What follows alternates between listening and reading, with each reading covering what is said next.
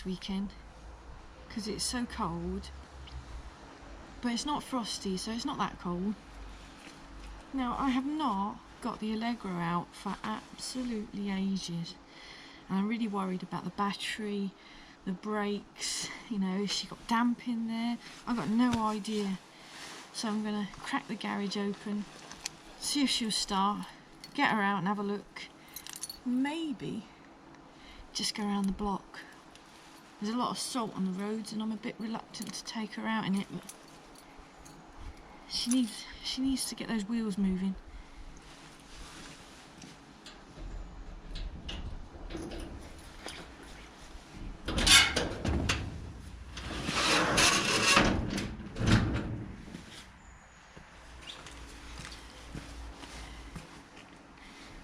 Now there's a lot of rubbish in front of her in the garage because I've just been chucking stuff in there.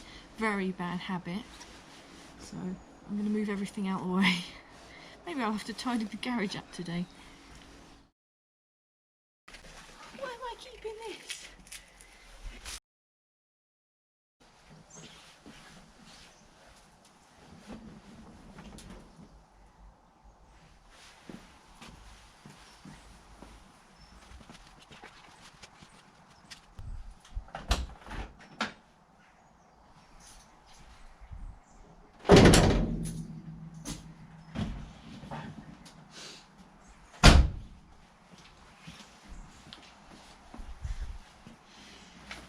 The interior light came on, so that's a good start.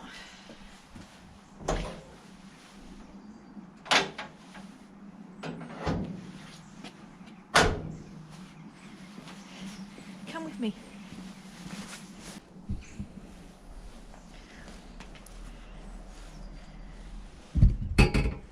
Oh, twang.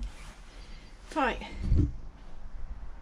I haven't been under this engine bay, I'm going to say, for months. I can't remember the last time I was under here. I like to check everything if I can. I start from the top. Plenty of dashpot oil. Brake fluid's healthy. Clutch fluid's full. Screen wash has got enough in there to be getting on with. Everything looks healthy. And then hidden away in here is a dipstick. Let's take that out. Give it a wipe. There's the max and the minimum line. I mean, I know I haven't used this car for a long time, so it's not going to need any oil or water, but it's always good to check. Make sure there's no mayonnaise in there or anything. But no, that's at max. Oil looks a bit dirty actually, but I've not long ago changed it, so I'm not going to change it again just yet. Maybe in the summer.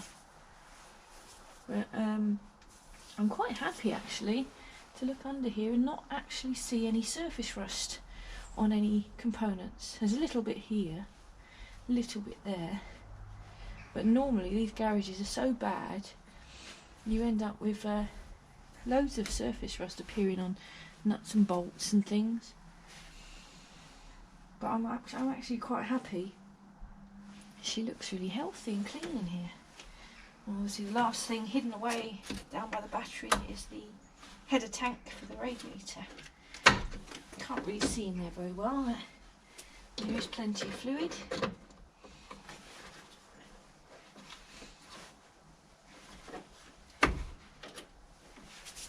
Okay, I'm going to go in the car now and see if she'll start.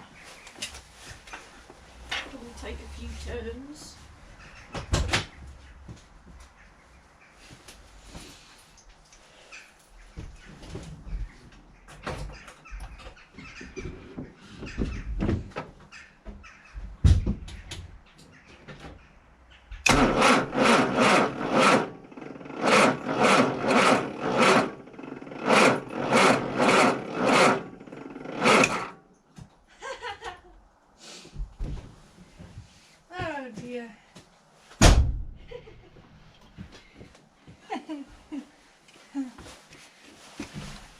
that, ladies and gentlemen, is what a flat battery sounds like. I'm very embarrassed about that. Well, what I'll do is I'll go and get the jump pack for now, and we'll start her up. But then tonight, well, after I've put her back in the garage, I'm going to take that battery off and put it on charge in the house.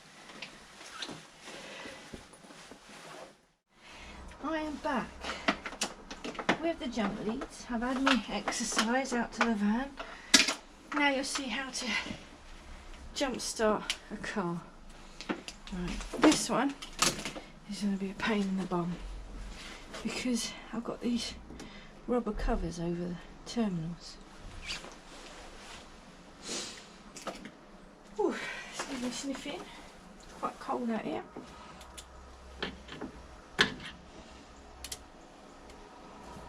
These rubber things should pop off without undoing the screw, but I think the screw head's a bit bigger than the normal one and it's holding it down. And the other option is to get directly down onto the starter solenoid. That's the other option. I'm going to get filthy here, aren't I? I'll be professional and put a glove on. Just one. I can be like, now I always get confused. Was it Prince or Michael Jackson who wore one glove? I don't remember. Can't remember who had the one white glove. Well, I've got one glove. So maybe it was, wasn't that Bob Marley again? One glove, one glove. There we go. So if for every reason you can't get this plastic cover off, oh, what's that racket? Helicopter. If for whatever reason you can't get this plastic cover off, I mean, I could have taken the screw out and popped it off that way, you know, that would have worked, but I've just pulled this rubber bung back. If you follow it down, it just goes live feed to the solenoid, so, you know, you're quite welcome to put the positive jump lead straight onto that, as long as it's metal and clean. Now, most people would go red lead to red, black to black. I'm trained in my job because a lot of modern cars have a sensor built into here, and it can actually damage or confuse or unprogram, unsynchronize the battery monitoring system. So you can scramble the sensor up and give it false information if you put the black jump lead directly onto the battery. So we are trained, and it is advised in most car manuals now on modern cars, that the earth lead, the black one, is to be put on anything metal on the car. So on this car there's lots of metal things. You could put it on the stud here, you could put it on the stud on the alternator, you could put it on the body of the alternator. Probably not thermostat housing, I don't know, probably wouldn't get a very good grip through that. Here, on most cars, modern cars, they have like a lifting eye, normally like a loop here or something, and that's where they advise you put the black jump lead, or there'll be a designated specific bolt sticking out. There's no point in putting the black lead on a hose clip because it's insulated by rubber and aluminium there as well. It's not very conductive. Anything that's painted is going to be a waste of time. There's no point in clipping it onto the body because it's all painted.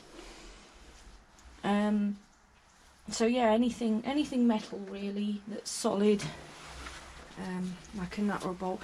But personally, I would go for the body of the alternator because that looks nice and clean, and we should get a good conductivity through that.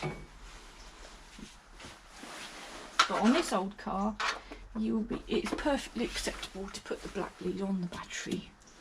The only other reason health and safety don't recommend you do that is because the black lead is normally always the last lead you put on, and that is the lead that's going to give you a spark.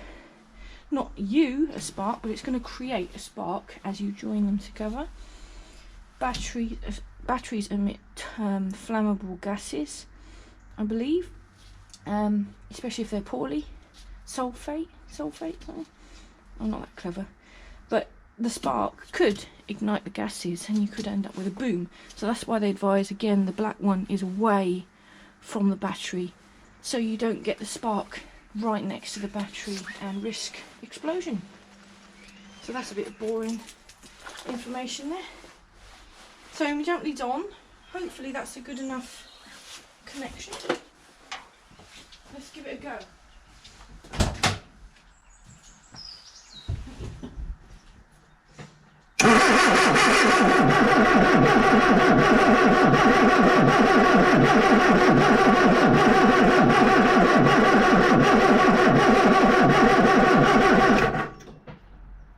Peggy doesn't love me anymore.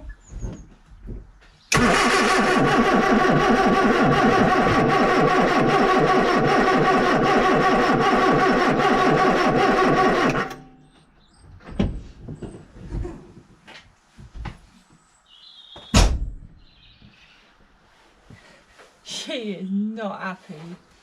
Not happy. One little bit, is she? Oh. Oh dear. What's up, Peggy? It's not that bad, surely. I think when you've got damp weather like this, the one thing you should check is to make sure, it's always worth checking the distributor cap, because sometimes you can get damp in there, you get fur building up in there. I've got electronic ignition, so I haven't got to worry of points. It's always worth a look in there. Bit of carbon in there.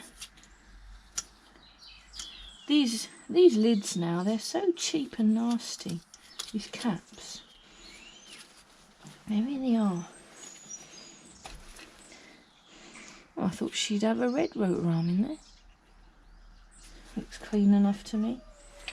I can hear Smudge. Smudgy!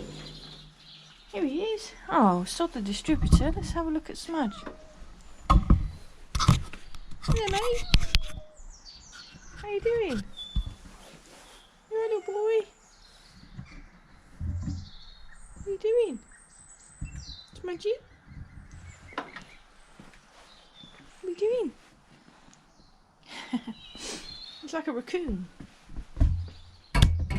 Right, pop you back over here.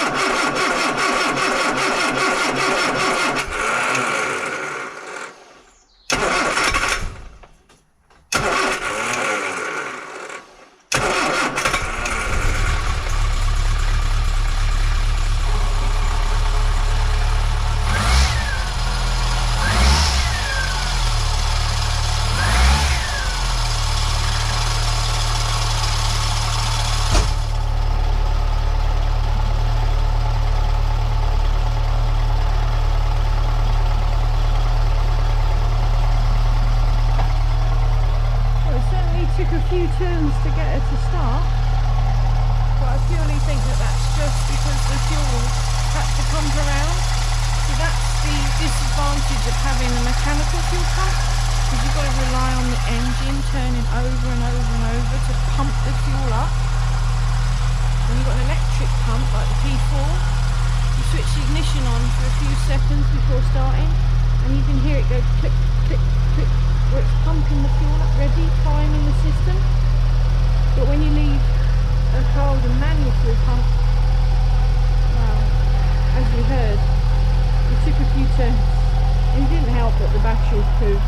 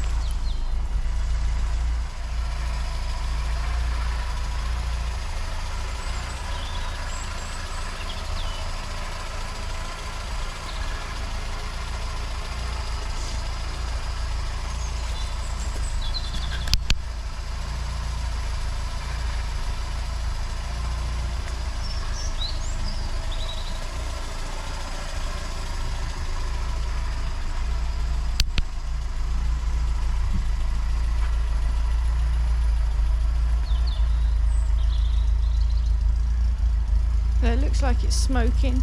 It will just be condensation, same as you'll get with any vehicle when it's cold and you started it up for the first time.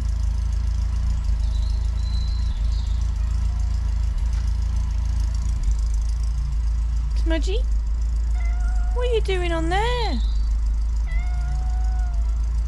See, I don't know if you saw then, even Smudge's meow emitted the same sort of steam as the car's exhaust. I am as well, look.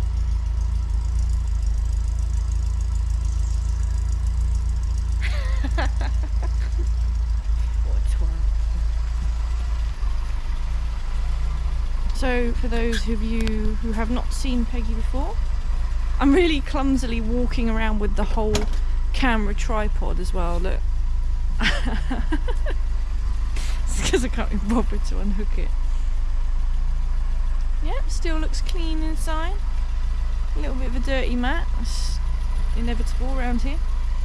We haven't got so much of a mud bath going on over there today, so I think I will take her out on a little spin just round the block. I mean, she probably could do there in the tyres as well.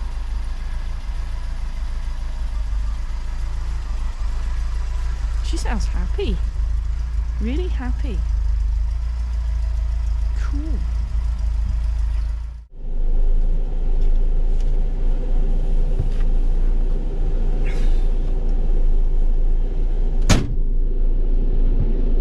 Right. We're going for a spin round the block.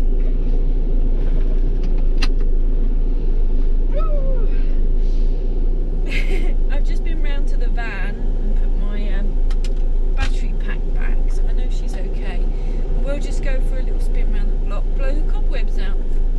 Now, I apologise if you go absolutely flying midway because my camera mount is pretty rubbish up there. You're wobbling a bit already. So now you can hear me better. I'll turn this fan off. I had the heater on. Let's put my window up. So, it's so strange driving this car after been driving the Rovers around, especially the P4, because it's so big and heavy. This is so light, it honestly feels like a modern car. So, reverse, you've got to sort of shake the lever upwards and knock to the right and down. Probably the same on Minis. I will open the window a little bit because I will steam up otherwise.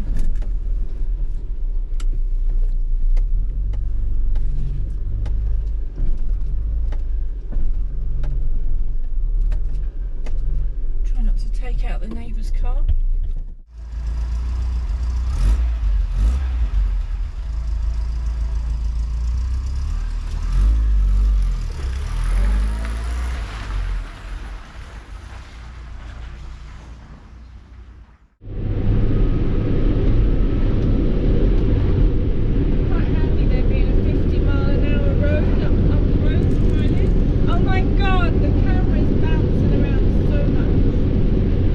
So sorry.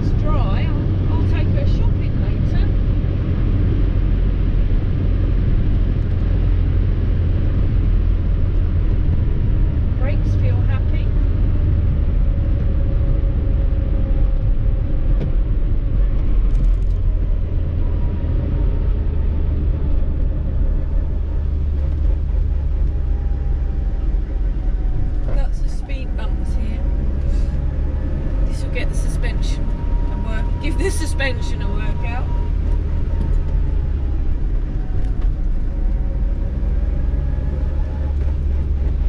Ah, it's really nice to drive her again, you know.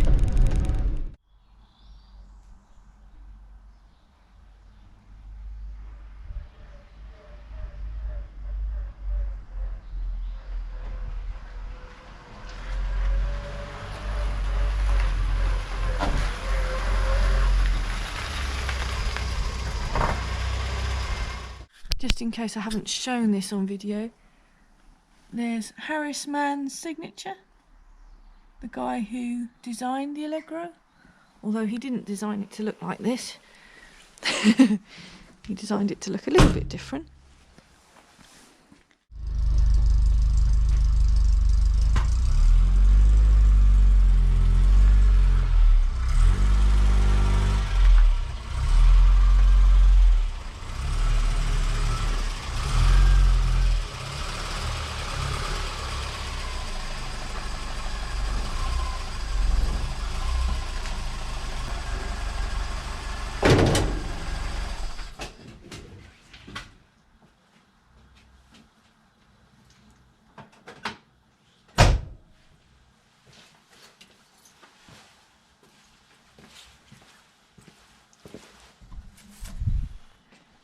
Handy tip when putting your car in the garage for added security: park it with the wheels turned, so if someone wanted to drag your car out the garage and nick it, and you've got a crook lock on, a steering lock, there's less chance of them being able to nick it, because if they pull it like that, it's just going to hit the garage. So I always do that, like with the Land Rover as well. If they want to drag it onto a truck, they're going to find it a bit more difficult because it's going to want to steer into the wall. So that's my little tip, my security tip. Or just own really rubbish cars. No offence, I'm not saying you're rubbish, Jessie, but no one ever really wants to nick one of those, do they? No one's going to nick a 2000 P6, surely. No one's going to nick his Metro. I didn't mention the Sierra, I'm not mentioning that. They'll probably nick my Land Rover, and they'll probably laugh at that and nick it just for a laugh, but anyway. Thanks for watching.